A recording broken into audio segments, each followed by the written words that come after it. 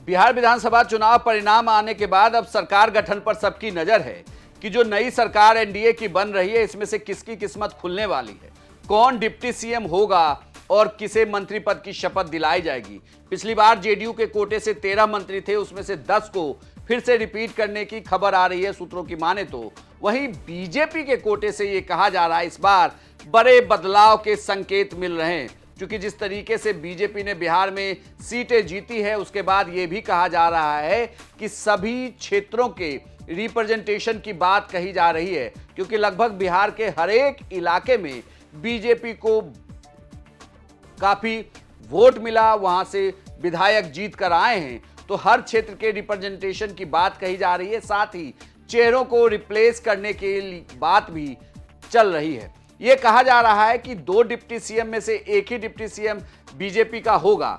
हालांकि सम्राट चौधरी के नाम को लेकर भी चर्चा है कि उन्हें रिप्लेस किया जा सकता है, उनकी जगह मंगल पांडे या किसी दूसरे नेता को भी उप मुख्यमंत्री बनाया जा सकता है। विजय सिन्हा को भी रिप्लेस किए जाने की बात चल रही है कि विजय सिन्हा रिप्लेस होंगे, उन्हें कोई और मंत्रालय दिया जा सकता है। पिछली बार बीजेपी के पास 19 मंत्रालय थे, हालांकि इस बार इनका मंत्रालय कम होगा, 15 मंत्रालय दिए जाने की चर्चा चल रही है। लेकिन जो 5 नाम हैं उन्हें लगभग कहा जा रहा है कि वो तो मंत्री बनेंगे ही। पहला नाम सम्राट चौधरी का है, हालांकि वो डिप्टी सीएम की रेस में अभी भी नंबर 1 है। सम्राट चौधरी तारापुर से चुनाव जीते हैं, कहा जा रहा है कि वो भी मंत्री पद की शपथ जरूर लेंगे।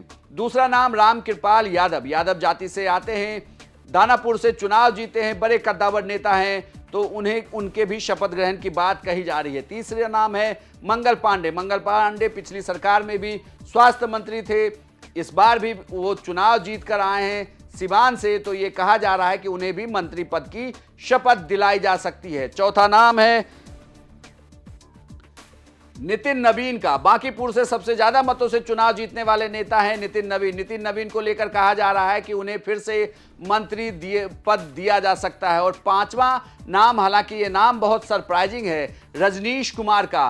बेगूसराय लोकसभा क्षेत्र के अंतर्गत आने वाली एक विधानसभा सीट से वो जीत कर आए हैं, बीजेपी के पुराने नेता रहे, एमएलसी रहे हैं, पिछला एमएलसी का चुनाव हारे थे। इस बार जब बीजेपी ने उन्हें विधानसभा का टिकट दिया तो भारी मतों से वो चुनाव जीत कर आए हैं, तो उनके नाम की भी चर्चा है कि उन्हें भी मंत्री पद दिया जा सकता है। कुल मिलाकर देखें तो यही तस्वीर है। साथ में यह भी कहा जा रहा है कि विजय सिन्हा को भी मंत्री पद दिया जाएगा, लेकिन उनका पोर्टफोलियो बदला जा सकता है। कौन सा मंत्री पद दिया जाता है इस पर सबकी नजर है।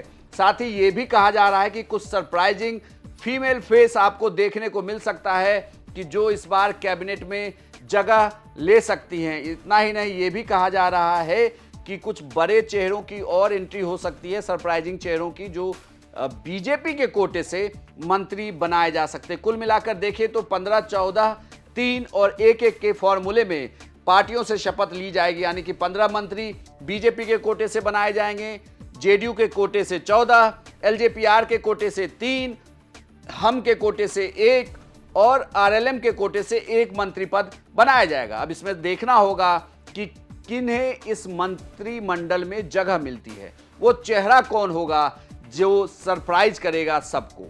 आपको क्या लगता है कि बीजेपी के कोटे से कौन कौन मंत्री बन सकते हैं? आप अपनी राय हमें कमेंट बॉक्स में लिखकर बताएं और बिहार की तमाम खबरों के लिए आप देखते रहिए सिर्फ बिहार तक।